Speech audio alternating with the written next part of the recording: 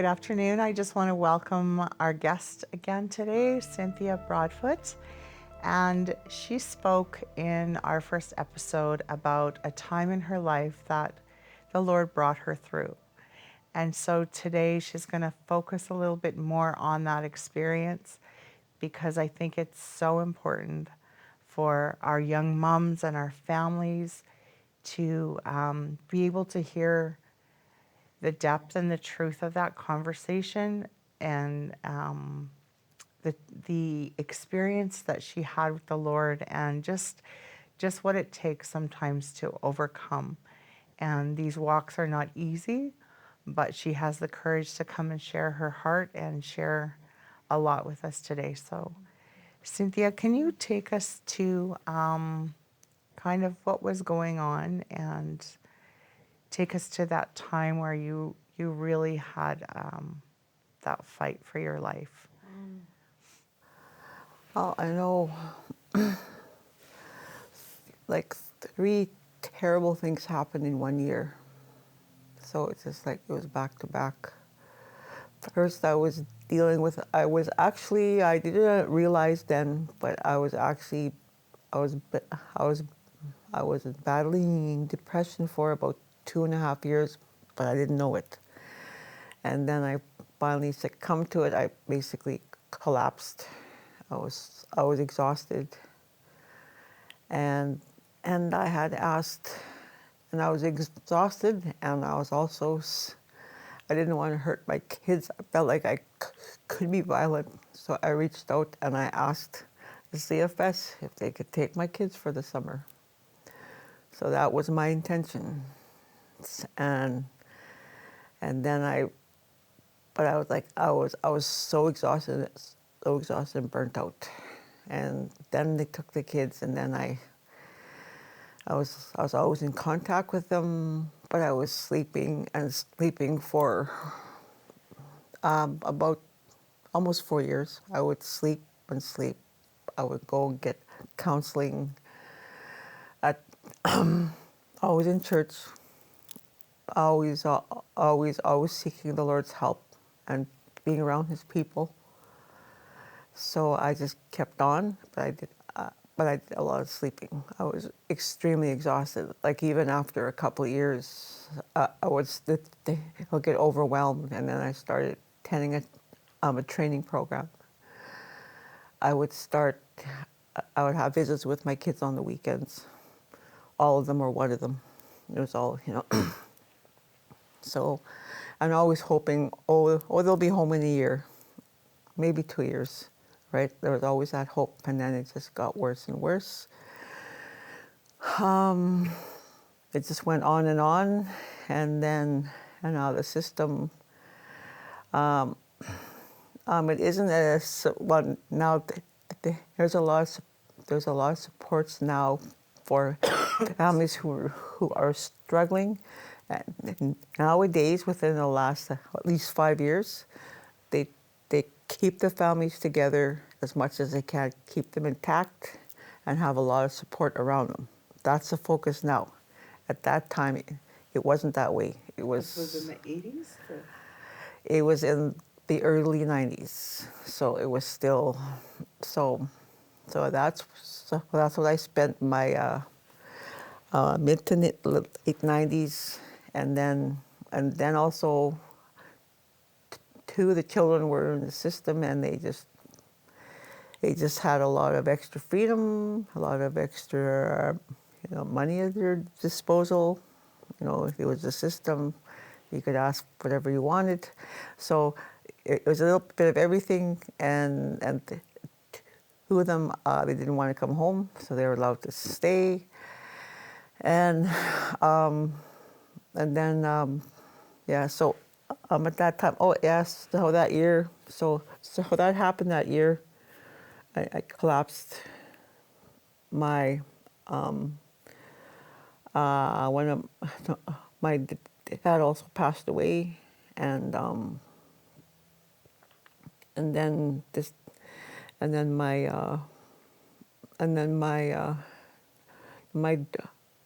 daughter experienced, like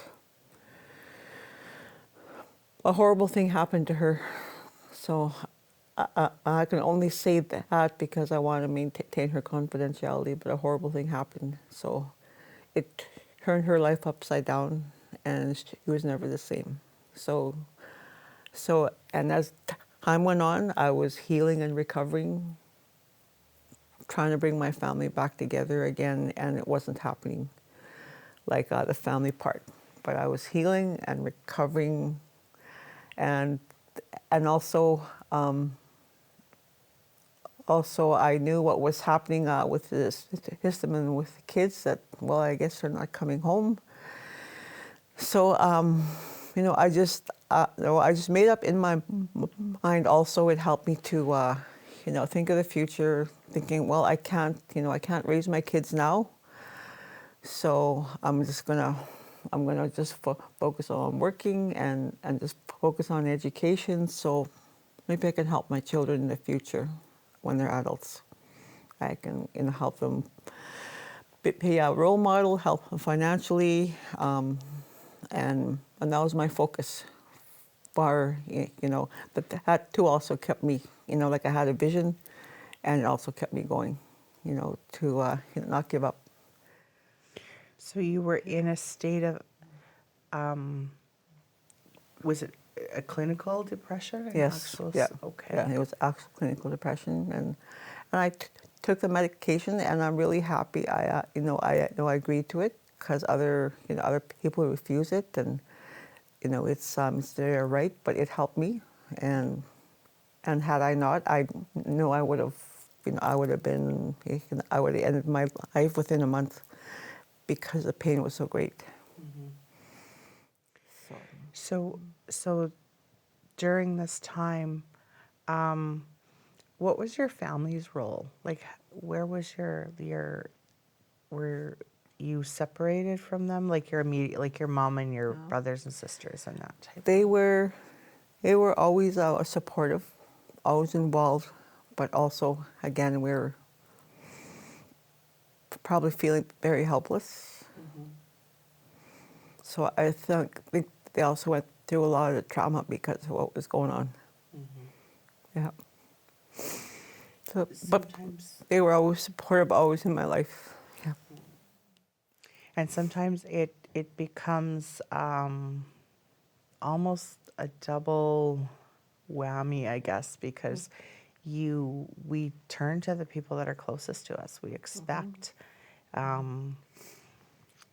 you're my sister, you're my family, you're my brother, you're my, you know, you're my mother. We expect those people to be there to support us, but at the same time, sometimes we don't know how. Like we don't have the tools, and I look at some of the experiences that just my own children have been through, or I go through, and with my husband, their traumatic experiences, and I find myself at a loss, saying, "What do I do? How do I help them?" Because they're scared to say the wrong things. I'm scared to say the wrong thing. Yeah. And so instead of getting closer to one another, sometimes we actually back away. And it is that experience. I know for one example, when my husband experienced a loss, I thought I should be the one to be there. But what I found out was it was actually his children that brought him comfort, and I had to learn to step back and let the people that could comfort him comfort him. For instance, even my grandmother, one time I saw her suffering in a lot of grief, and it wasn't us as family that could support her. It was actually her priest and her somebody that she saw in authority, and so sometimes it's an interesting question. Do we get close or do we step away? Do we allow grace? You know, do we graciously allow those who can help Yes. those people to help them? Yes. So it sounds like they tried to do what they needed to do, but it was. Very hard. Yeah. How do you find the relationship with them today? We're close. We're like they go through that. they have their own stuff that they're going through, but we always make that effort to, we get together as family, and we always have that bond, and and it's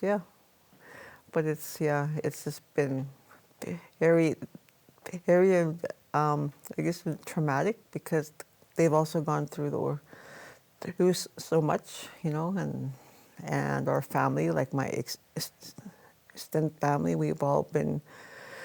I have cousins who have been in the residential school, and my mom's been in the residential school, and those effects are there, and like we can't, but then also there's always that family bond, and this always brings us together, and it's very healing, it's lots of fun. Sometimes it's intense, but usually not. We just get together and just try to enjoy each other and have a good laugh and have some good times, and you just always pray for your family, and I just know you put them in the Lord's hands, and just that's good. Learning to celebrate all those things that Yes. aren't so beautiful, as well Yeah. as the things that are beautiful. Yeah. Yes. Yeah. Just it's being together. Yeah. Like I even shared with my with one of my adult kids. I said, we just let's just get together. I said, we don't have to be perfect. So, like, in other words, a little,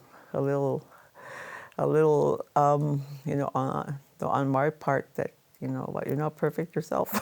Sure. Allowing ourselves to be human. Also, that like we're all human, and I've made mistakes, and I also share with two of my adult children, and also with different people.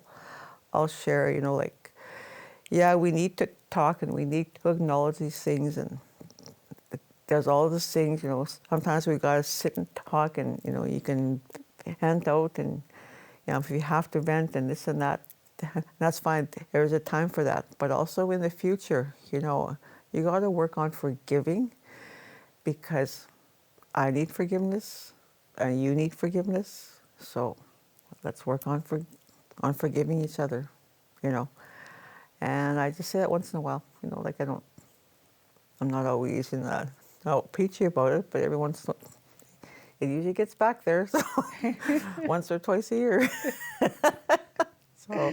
So it's just, because that's what the Lord wants, and there's healing, and there's freedom, and it's a good way to, like aim for. And I'll even say that word. I said aim for that. I said it won't happen right away, but aim for that, because it's a good way, it's the Lord's way, and also it's it's good for us, it's good for that person, and we all need it, I think that's a powerful place to bring this discussion to, because when Jesus gave his life for us on the cross, it was love and forgiveness. Yes. It was love and forgiveness. And we always say that where the Spirit of the Lord is, there's liberty.